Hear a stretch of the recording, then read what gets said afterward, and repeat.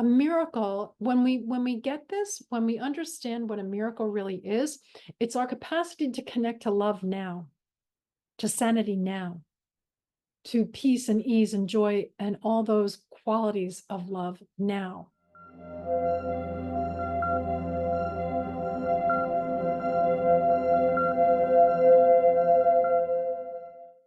My parents immigrated to the United States from a war-torn country in the 1980s, so to them, the words American dream mean a lot. I understand where they're coming from, but my own experience as a first-generation American has been really complicated, and I do not share their idealism. I try to make them understand my point of view, but they just call me ungrateful. It's made our relationship really difficult. Should I just give up and accept they'll never understand me? Well, first of all, giving up is kind of an egotistical concept, an ego-oriented concept. So I'm going to bring us back to the basics. There's either love or reality or our divine orientation, or fear, which is our ego perception, or the voice of separation leads it. So when you said, should I just give up and accept they'll never understand me? Well, that wouldn't be a very miraculous approach. So you can never get me to advocate that. But what I'd say is when you say, should I give up and accept they'll never understand me? Again, the ego wants us to give up and, be suffering and sacrifice and all that kind of thing that goes along with giving up. Instead, giving up, you can say, is giving up to be purified. I would call that in my own world, often in the beginning when I was first practicing the principles of A Course in Miracles, but I was still unconscious in my life. And I thought that it was, either my way or someone else's way. There was a win and a lose instead of a win-win orientation in life. That's the miraculous orientation. Everyone wins. We're all one. So we all awaken to the same experience of love and joy and peace and ease when we awaken. But in this world where I thought that there were separate people and separate beings, the voice of separation, the ego-driven kind of orientation, I thought that if someone else won, then I lose. So if you give up in that experience, feel what's on the heels of that, that you feel as though you have to sacrifice or suffer. Well, what's that going to do for your relationship with your parents? You give up your belief that they'll ever understand you, and then you live still with them, or you put up with them, or you sacrifice and suffer when you're around them. And by nature of that, you're coloring that world. Instead of showing up, I don't know what this is, but I love it. And you have to admit, from this experience or this orientation of being separate from each other, this world is very believable. We're all on this illusion of separation, as A Course in Miracles would put it. And so there's a this and that to it. That's the world of duality. Two things, two eyes, two ears, 2 feet, 2 hands. It's all duality. You're there, I'm here. And your parents are there and you're there in 2 different places. If we want to align ourselves with the truth of things, to the love that we are, love connects. Love doesn't have to be right to be happy. Love sees ourselves as one. And in order to arrive there in this world of duality, there's a vehicle. We love it. I don't know what this is, but I love it. And that's not giving up, and that's not sacrificing, and that's not going comatose and saying somebody else has to be right and I'm wrong. That's saying that from their perspective, they have a whole lifetime of experience that you didn't have. You didn't arrive yet on the planet. That they had experiences of a war-torn world. They had experiences of having challenges and doubt and guilt and fears, lots of fears, and what people would call traumas, meaning that their egos were really up front and center. The voice of separation was ruling the day, so people were in conflict, and they experienced that in their world, in their dream world of separation, as A Course in Miracles would put it. There were times in that world for them that they had hope. And there were times in that world for them that they had inspiration. And there were times in that world for them, beyond all outward appearances, that they found love. They found each other. They found the capacity to have children, to have a life. They found connectivity. And what they're saying essentially to you, it's not about the situation of being an immigrant and then a first-generation American. It's about, even in the chaos and the confusion and the challenges, They found love. They found connectivity. They found promise. They brought their best selves, despite all of the challenges and the obstacles. They brought their best selves to the experience and rose up and transcended lots of self-doubt and lots of things inside of them that was fearful and were fearful. And so to them, essentially what they're saying, I'm going to go back to this again. My parents immigrated to the United States from a war-torn country in the 1980s. So to them, the words American dream mean a lot.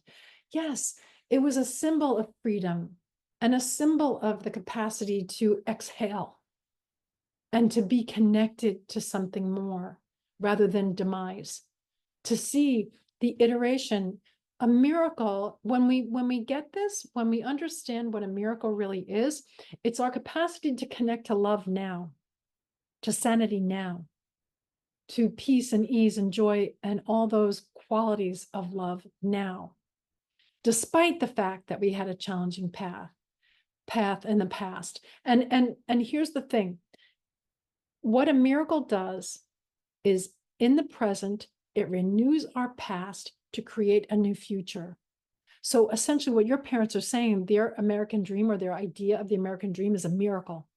In this moment, in this life, they were able to renew the past in the present to create a new future. And it's very hard for people to conceptualize miracles. That's why they feel rare and unusual, because they're not intellectual. They're heart-driven, they're love-driven, they make no sense, they're nonsense. And yet they're real, and they're more real and tangible than anything else. So them transcending a war-torn country to come here and live a life that to them feels like a miracle, if you can put yourself in their shoes and just feel that that connects you more, that's love. That's allowing yourself to be more aligned with not the world of separation and they're your parents and you're their kids. It's put yourself in their shoes to be at one just for a short time. And you'll see all the obstacles to love's presence dissolve. You'll feel more love. You'll feel more capacity. You'll feel more awareness, because that's who we truly are. And our aware selves stay in a state of deep appreciation. They abide in a space of deep appreciation. So you can be appreciative of your parents and not lose ground in being someone who's, a first generation American, that you don't share their idealism because you don't share their past. But in the present, that's all they care about, that you share their present, that you're not coloring things with judgment or guilt, that you're showing up to the moment, to the opportunities that you have here, right now, inherent in this life. And the American dream, the original American dream, I wrote this down earlier because it was so profound. The person who came up with that idea was James Truslow Adams in his book, The Epic of America in 1931.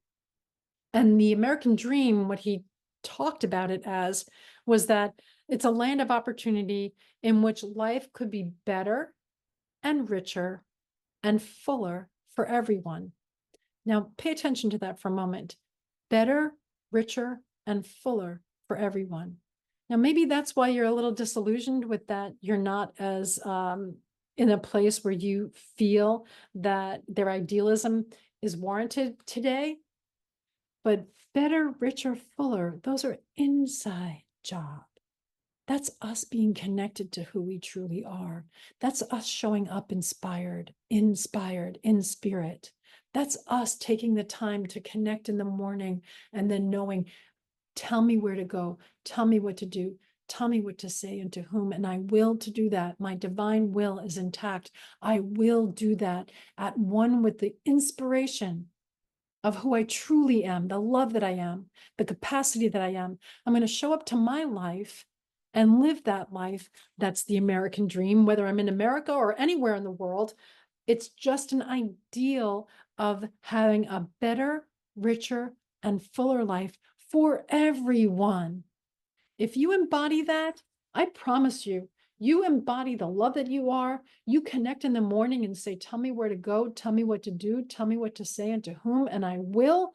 with all my will, I will, and all that power of my will, I will to do it and nothing more, you're going to show up the solution. You're going to show up annihilating any drama or pain or problem out there. You're going to show up inspired to be the solution.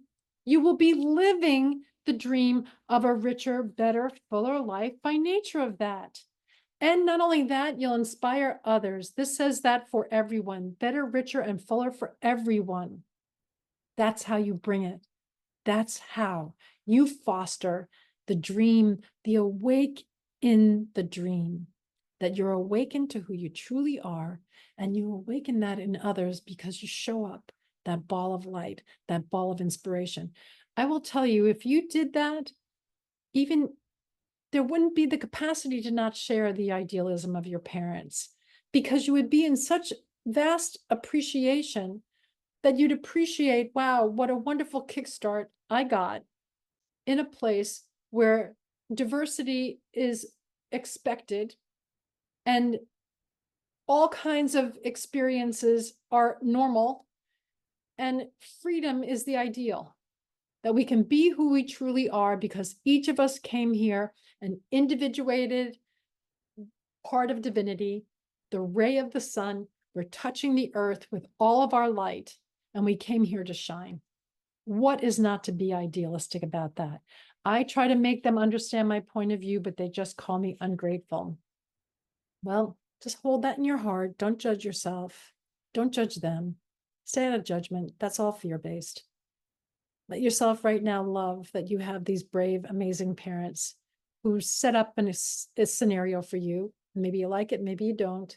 But that's an inside job.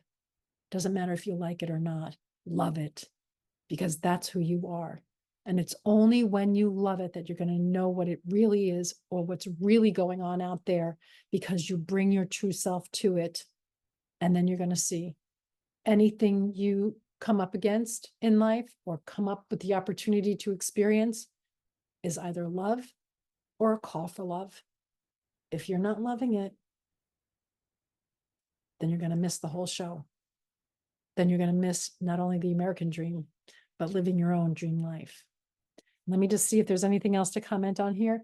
I try to make them understand my point of view, but they call me ungrateful. It's made our relationship really difficult. It's made your relationship with yourself really difficult, by the way.